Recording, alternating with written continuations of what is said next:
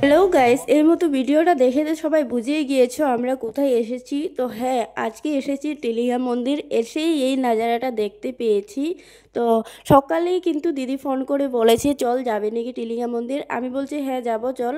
মন্দিরে যেহেতু যেতে বলেছো তো যেতে তো হবেই। আর আমি ঝটপট করে রেডি হয়ে বের হয়েছি, তার জন্য কিন্তু ক্যামেরাটা অন করার পর্যন্ত সময় পাইনি। সোজা গাড়িতে বসেই ক্যামেরাটা অন করেছি। আর মন্দিরে এসে যা নাজারা দেখলাম কি বলবো। আর দোকানগুলো যে বসেছে সেইগুলো একদম বিজনেস নিয়ে বসেছে। তারা কিন্তু ঠাকুর দেখবে না, তারা শুধু নিজের বিজনেসটাই দেখবে। গাড়িটার সামনে যাওয়ার সঙ্গে সঙ্গে যা হুলস্থুলটা শুরু করেছে, মা কসম কি বলবো। আমরা কিন্তু হাসতাছিলাম যে এগুলোও কি করতে হয় নাকি। যে বিজনেস ঠিক আছে, কিন্তু এত পাগল হতে হয় না বিজনেসের জন্য। আমরা এক দোকান থেকে থালা নিয়েছি, তো তোমরা আগে যেয়ে দেখতেই পারবো ভিডিওটাতে যে দোকান থেকে একটা পুজোর থালা নিচ্ছি। এই দোকান থেকে পুজোর থালাটা নেওয়ার সময় কিন্তু আমরা জিজ্ঞাসা করিনি যে থালাটার দাম কত আর কত টাকা দিতে হবে। সুন্দর করে থালাটা সাজিয়ে দিয়েছে, কিন্তু দামটা অনেক বেশি নিয়েছে। একজন মহিলা ছিল, একজন পুরুষ ছিল। পুরুষে বলছে 150 টাকা দিলে হবে, মহিলা জনে বলছে 160 টাকা।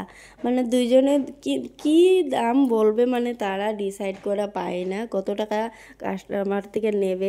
তারা মানে বুঝতে পারে না, যার থেকে যত নেবে মানে যত পারে ততই নেবে।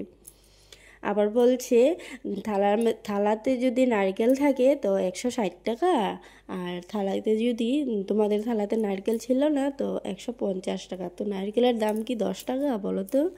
কি বলবো, তাদের সঙ্গে বেহেস করে তো আমাদের পুজোটাই নষ্ট হয়ে যাবে, তার জন্য করিনি।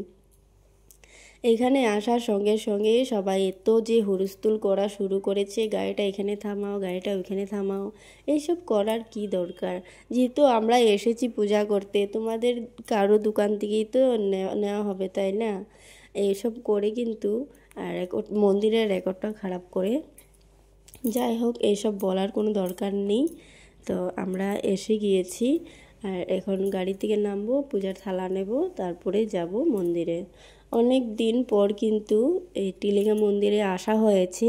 আমার কিন্তু মন্দিরটা দেখেই এক পুরনো স্মৃতি কিছু মনে পড়েছে। অনেক দিন আগে এসেছিলাম এই মন্দিরে, আজকে আবার এসেছি।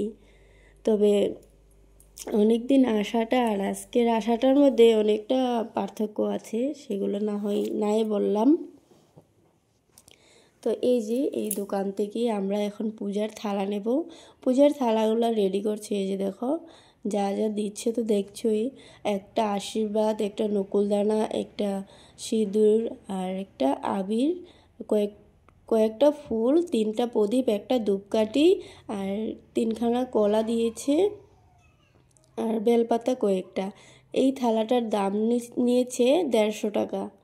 এইগুলো জিনিস কিন্তু চাইলে আমরা ঘর থেকেই আনতে পারতাম, যেহেতু আমাদের প্ল্যানটা জলদি হয়েছে তাই আনতে পারি নাই। তো নেক্সট ভিডিওতে দেখা হচ্ছে কী করতে।